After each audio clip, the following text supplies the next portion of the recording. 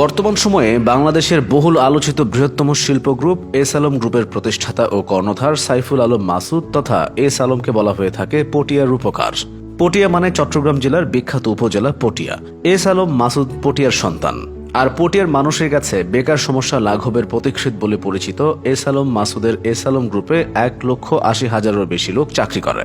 আর এর মধ্যে একটি বড় সংখ্যক লোক চট্টগ্রামের পটিয়া উপজেলার বলে সামাজিক যোগাযোগ মাধ্যমে প্রচারণা আছে। তবে যাই হোক, বিভাগীয় শহর বন্দরনগরী চট্টগ্রাম থেকে মাত্র 24 কিলোমিটার দূরত্বে অবস্থিত পটিয়ার রয়েছে সুউজ্জ্বল প্রাচীন গৌরব।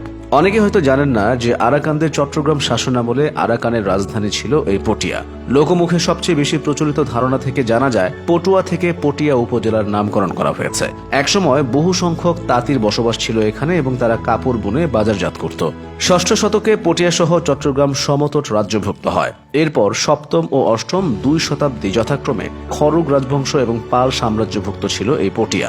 9ম শতকে পটিয়া সহ চট্টগ্রাম আবার হরিকেল রাজ্যভুক্ত হয়। 10ম শতক থেকে সপ্তদশ শতকের মধ্যবর্তী সময় অর্থাৎ 1666 সন পর্যন্ত সাময়িক বিরতি থাকলেও চট্টগ্রাম সমগ্র দক্ষিণাঞ্চল আরাকান রাজ্যভুক্ত ছিল। বৌদ্ধযুগে চট্টগ্রাম চক্রশালা নামে বহির্বিশ্বে পরিচিত ছিল। এই চক্রশালা পটিয়া সদর থেকে 2 মাইল দক্ষিণে অবস্থিত। আরাকান শাসকরা চক্রশালাকে তথা বর্তমান পটিয়াতে তাদের রাজধানী স্থাপন করেন।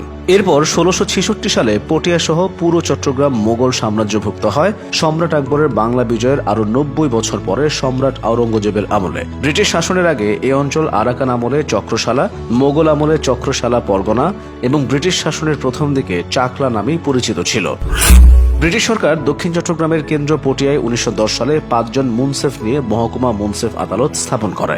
তখনকার সময়ে 5 থানার প্রশাসনিক কাজ পরিচালনার জন্য একজন সার্কেল অফিসার বা ডেপুটি ম্যাজিস্ট্রেট নিয়োগ করেন। 19বিংশ শতাব্দীর শেষ দিকে পটিয়ার ও রাউজানের কিছু অংশ নিয়ে রাঙ্গুনিয়া থানা গঠিত হয়। পরবর্তীতে পটিয়াকে ভেঙে 1898 সালে আনোয়ারা, 1930 সালে বোয়ালখালী এবং 1976 সালে চন্দনাইশ থানা গঠিত হয়। 1958 সালে পাকিস্তান আমলে পটিয়া মহকুমা হিসেবে স্বীকৃতি লাভ করে। যদিও বাংলাদেশের স্বাধীনতা পরবর্তী সময়ে প্রায় সব মহকুমায় জেলাতে রূপান্তরিত হলেও একমাত্র পটিয়া মহকুমাকে কোনো এক অদৃশ্য কারণে জেলা করা থেকে বঞ্চিত করা হয়। পরবর্তীতে 1984 সালের 1 ফেব্রুয়ারি পটিয়াকে জেলা না করে পটিয়া উপজেলা হিসেবে স্বীকৃতি দেওয়া হয়। পটিয়া উপজেলার শিক্ষার হার 61.81%। এখানে একটি টিচার ট্রেনিং ইনস্টিটিউট, 8টি কলেজ, 49টি মাধ্যমিক বিদ্যালয় এবং 11টি মাদ্রাসা রয়েছে। চট্টগ্রামের ক্রীড়া ইতিহাসের দিকপালও কিন্তু পটিয়া।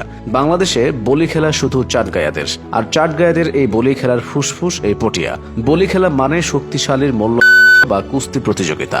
গবেষক আব্দুল হক চৌধুরীর মতে চট্টগ্রামের 22টি মল্ল পরিবার ইতিহাস বিখ্যাত। এসব পরিবারের প্রায় সবকটি পটিয়ার। পটিয়া আশিয়া গ্রামের আমন শাহ মল্ল, চাঁদকির চিকন মল্ল, জিরির ঈদ ও নবাব মল্ল, পারি গ্রামের হরি মল্ল, হাইদগাঁওয়ের অলি মল্ল, পেরালার নানু মল্ল ও মোজাহিদ মল্ল সহ প্রায় সব বিখ্যাত মল্ল বা বলি বা কুস্তিগিরি পটিয়ার সন্তান। ব্রিটিশ আমল থেকেই পটিয়ায় বলি খেলার আয়োজন হয়ে আসছে। পটিয়ার আমজমিয়ার বলি খেলা খুবই বিখ্যাত বলি খেলা ছিল। বহু দিক থেকেই চট্টগ্রামের পটিয়ার ইতিহাস সুদীর্ঘ ও সুউজ্জ্বল, যা বাংলাদেশের অন্য অনেক উপজেলার নেই। তাই পটিয়ার লোকজন নিজেদের অতীত ও বর্তমান নিয়ে বুক ফুলিয়ে গর্ব করতেই পারে।